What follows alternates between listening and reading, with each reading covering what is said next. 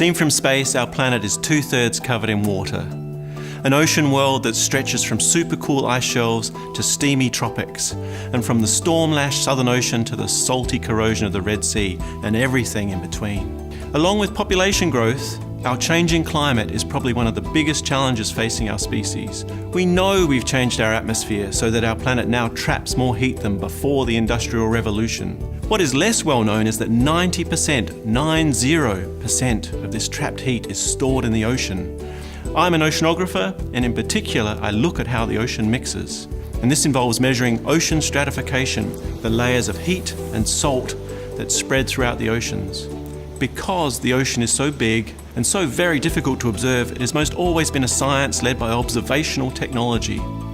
We started out with reversing thermometers that could be lowered to great depths, and this brought the surprise that you could be sitting on a boat in the sweltering tropics, and yet a few kilometres below was an ocean that last saw sunlight off the coast of Antarctica, and with a temperature to match, perhaps only a few degrees above 0 Celsius.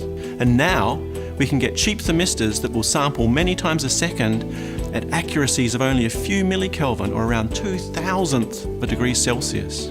There have been 3 amazing advances over the past 20 years that have enabled ocean science to progress from what used to be not much more than a few guessed arrows on a map to intricate 3-dimensional simulations of ocean behaviour. First, computers are now so powerful that we can squeeze more and more detail into models. A computer model might be able to simulate an entire ocean basin, but if it doesn't manage to model the flow over the deep mid-ocean ridges and canyons properly, everything will go awry. Second, satellites have opened up the surface of the ocean in front of our eyes. We can see where the ocean is high or low, and we can see sea ice expanding and contracting at the poles every year. And importantly, we can do this pretty much everywhere at once and in real time. And this brings us to the third advance: ocean robotics. Small robots that drift or glide with the ocean currents, very deliberately moving up and down as they go. In doing so, they measure things like temperature and salt and even dissolved oxygen and chlorophyll as they go. And better still, we don't have to wait for some risky recovery mission. Every time they pop to the surface, they talk to other robots, the communication satellites orbiting our planet, and beam the precious data home to labs where we fill in the picture of how the ocean works.